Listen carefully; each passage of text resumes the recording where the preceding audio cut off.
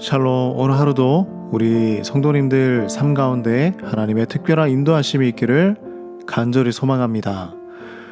레위 지파는 하나님께서 특별히 선택하여 성막에서 거룩한 일을 담당하도록 했습니다.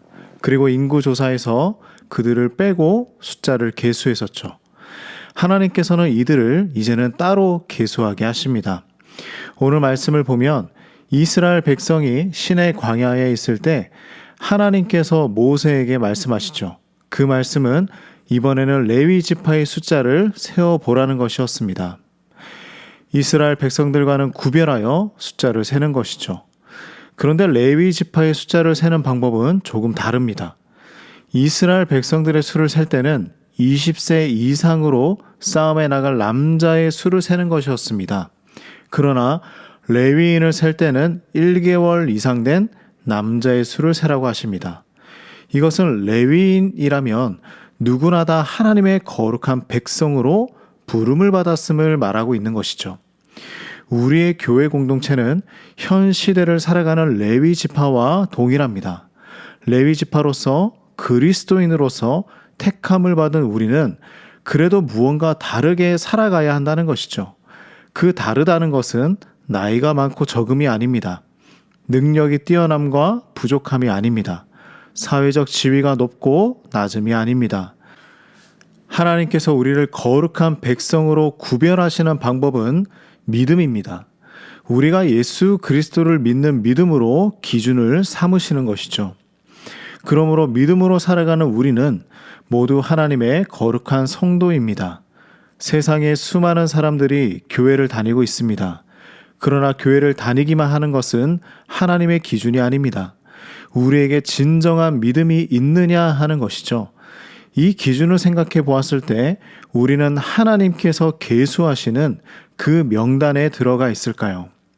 어제 말씀처럼 레위인은 나의 것이다 라는 그 하나님의 선포에 우리는 포함되어 있을까요?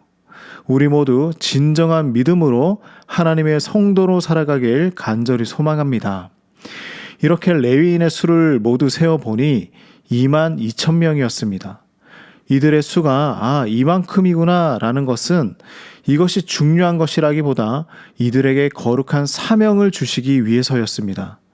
그들은 가족별로 가문별로 맡은 일들이 있었습니다. 청과 주를 관리하는 게르손 자손, 제사 도구를 관리하고 예식을 돕는 고핫 자손, 기둥과 널빤지와 말뚝을 관리하는 므라리 자손이 있었습니다. 하나님께서는 그들의 할 일을 정확하게 분별해 주신 것이죠. 교회는 섬김의 공동체입니다. 하나님을 섬기고 이웃을 섬기는 것이 교회의 사명이죠. 그러나 수많은 교회가 교인의 수에 온 마음을 쏟아 넣습니다. 교인이 많으면 큰 교회이고 적으면 작은 교회입니다. 그러나 하나님 보시기에는 큰 교회, 작은 교회는 없습니다. 하나님의 시선은 레위 지파와 같이 거룩하게 구별된 성도들이 가득한 교회인가 아닌가 이것을 보시는 것이죠.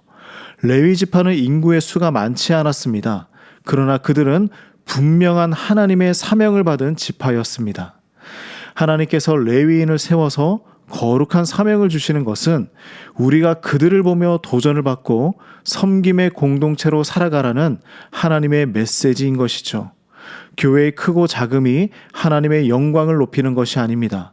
우리가 얼마나 교회로서 성도로서 사명을 잘 감당하느냐, 이것이 바로 하나님의 영광을 높이는 것이죠. 우리 모두 믿음으로 거룩한 사명을 감당하며 굳건히 살아가는 레위 지파가 되시길 간절히 소망합니다. 하나님, 세상의 기준이나 사람의 기준으로 교회를 바라보지 않도록 인도하여 주시옵소서. 믿음으로 우리가 어떻게 하나님의 뜻에 합당하게 살아가느냐에 집중하게 하여 주시옵소서.